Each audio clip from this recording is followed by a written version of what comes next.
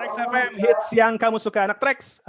Kita masih nih di rangkaian ulang tahun Trax FM ke-21 dan kita masih siaran bareng sama mantan penyiar.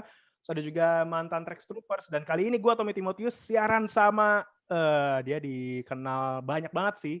Presenter iya, aktor iya, talent hunter iya, IO iya. Terus coach juga iya. Aduh, apa lagi ya? Pokoknya nih orang multi talent banget dah, gue juga bingung gimana caranya bisa seperti ini. Kita cari tahu bareng. Siapa lagi kalau bukan ini dia Indra Bekti.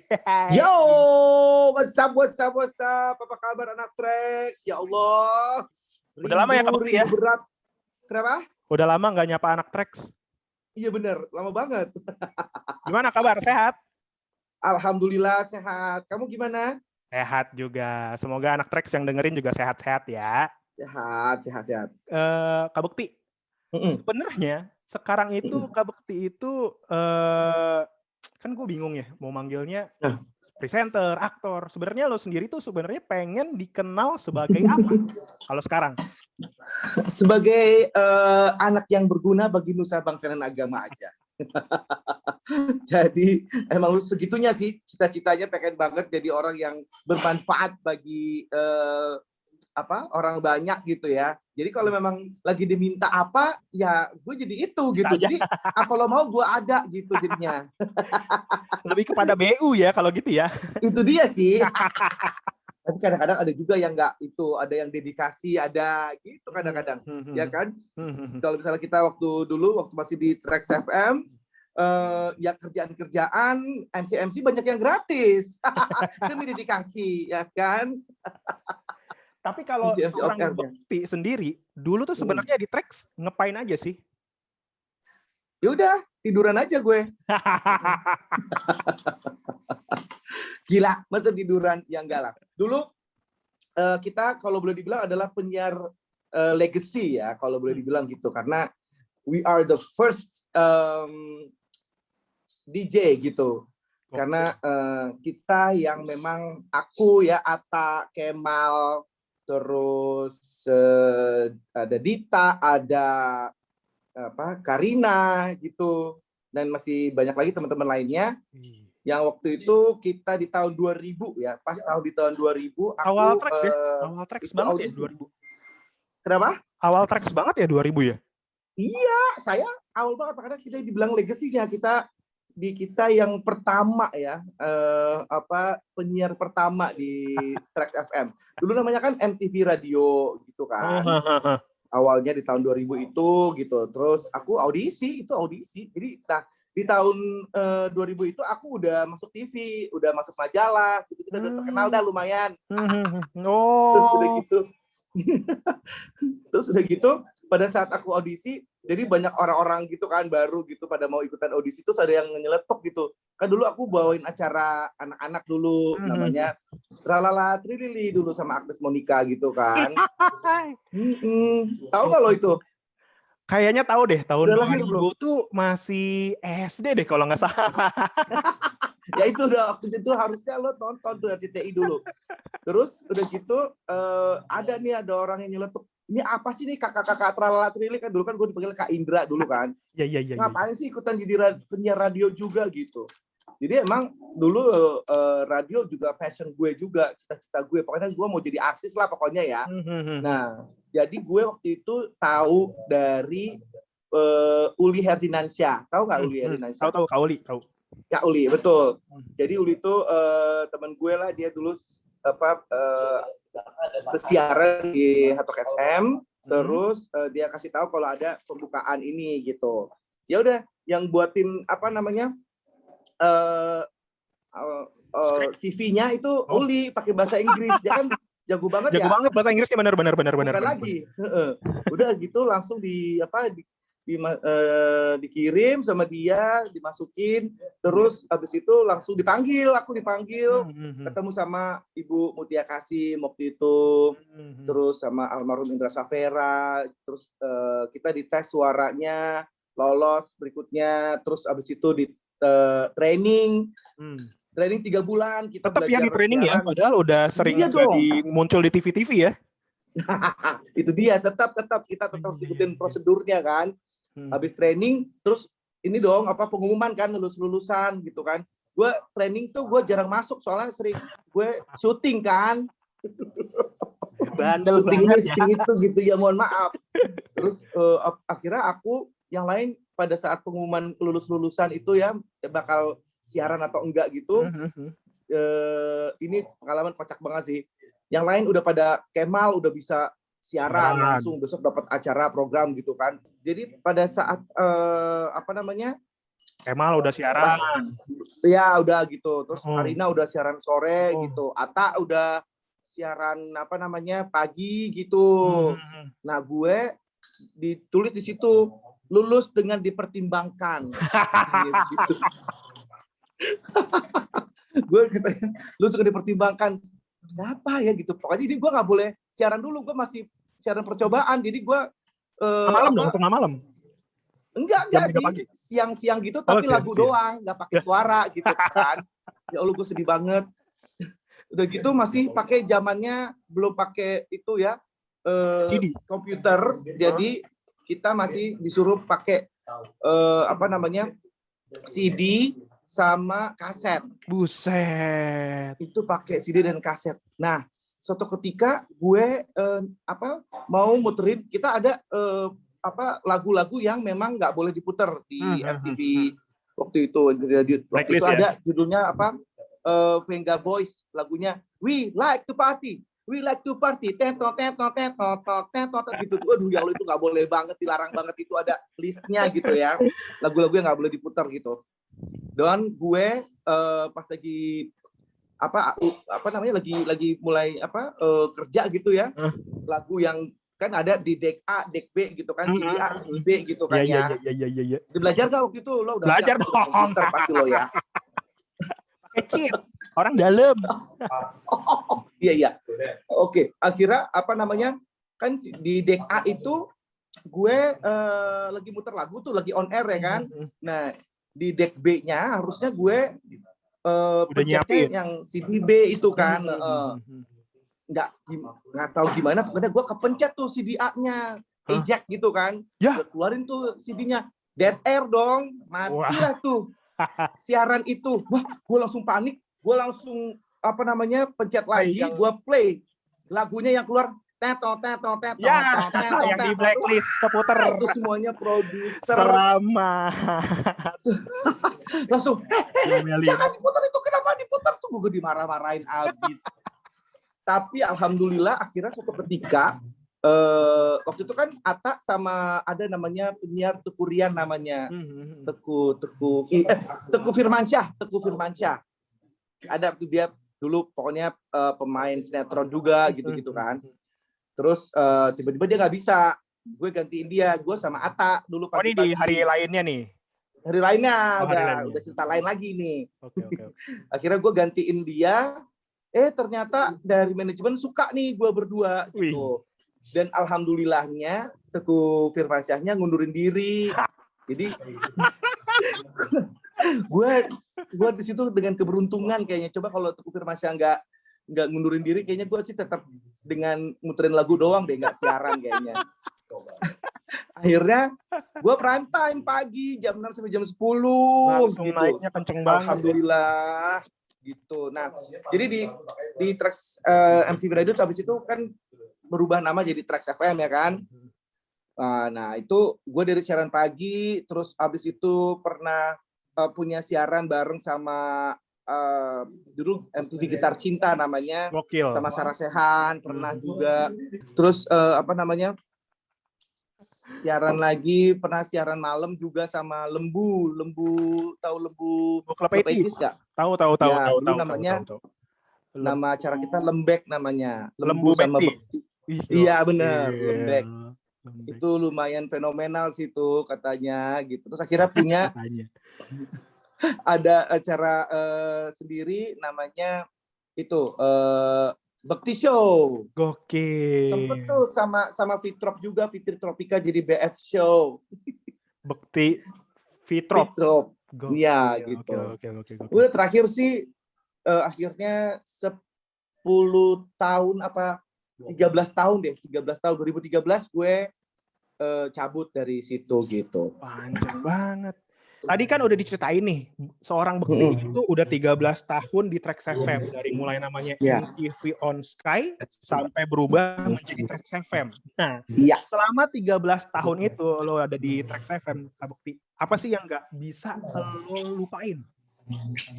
Ya, yang paling gue nggak bisa lupain adalah gue dapat kesempatan untuk wawancara langsung Bapak Presiden. Waktu itu Pak SBY.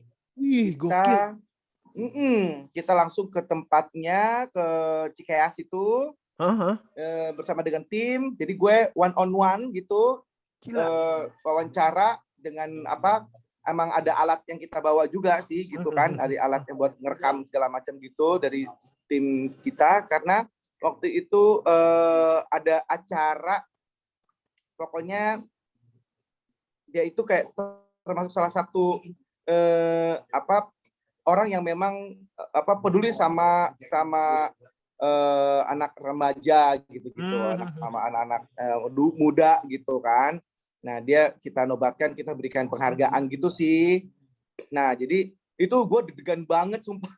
Tangan basah Pak Presiden.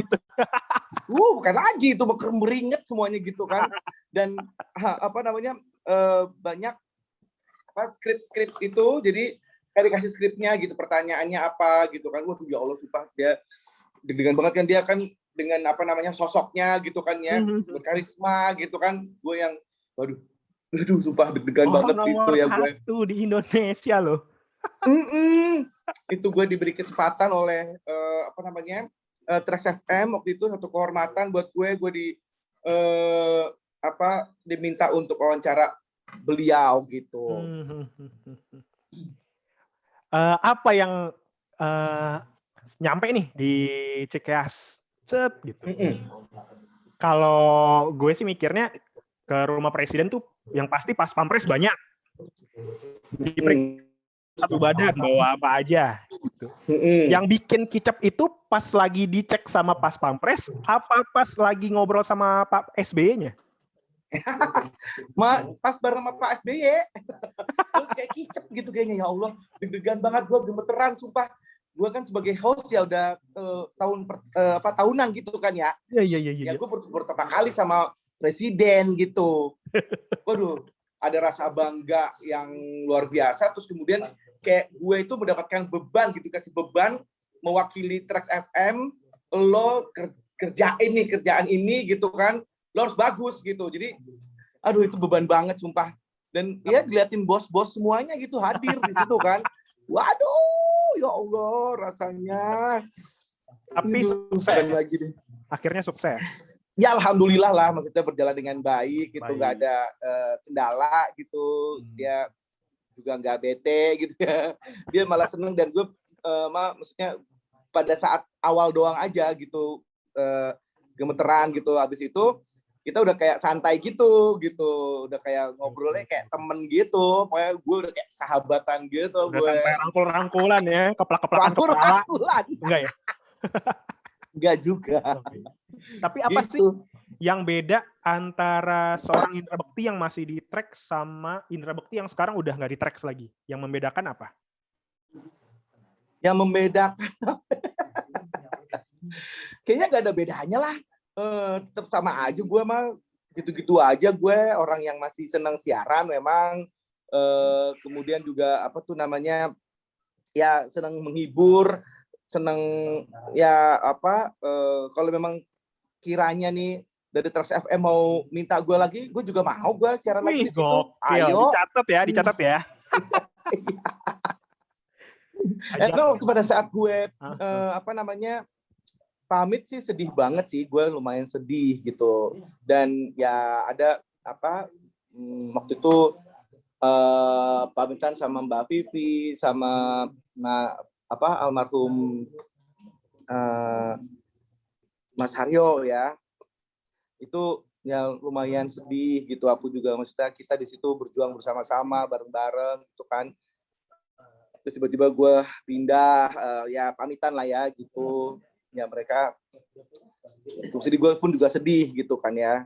Cuman ya gitu sih, maksudnya misalnya pun kalau gue bilang sama mereka, apanya kalau butuh lagi aku tenaga untuk bisa bergabung di situ lagi, ayo ya, boleh aku bilang gitu. Kan tadi kita udah ngobrolin Tracks, dan kita udah tahu kalau seorang Indra Bekti ini adalah orang yang sangat hebat, multi talent. Aduh.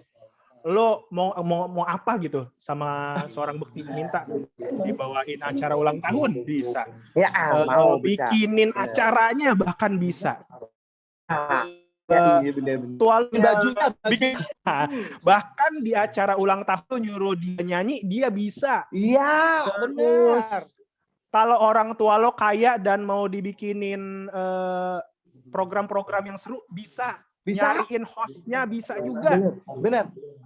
Lagi ya, bikin sekolah dia bisa jadi gurunya. Benar. Ya? Jadi sebenarnya apa yang nggak lo bisa, Kak Bekti? Yang belum gue bisa bikin radio, gue belum bisa. Gue cita-cita juga sih tuh bikin radio tuh buat suatu saat. Inback radio ntar.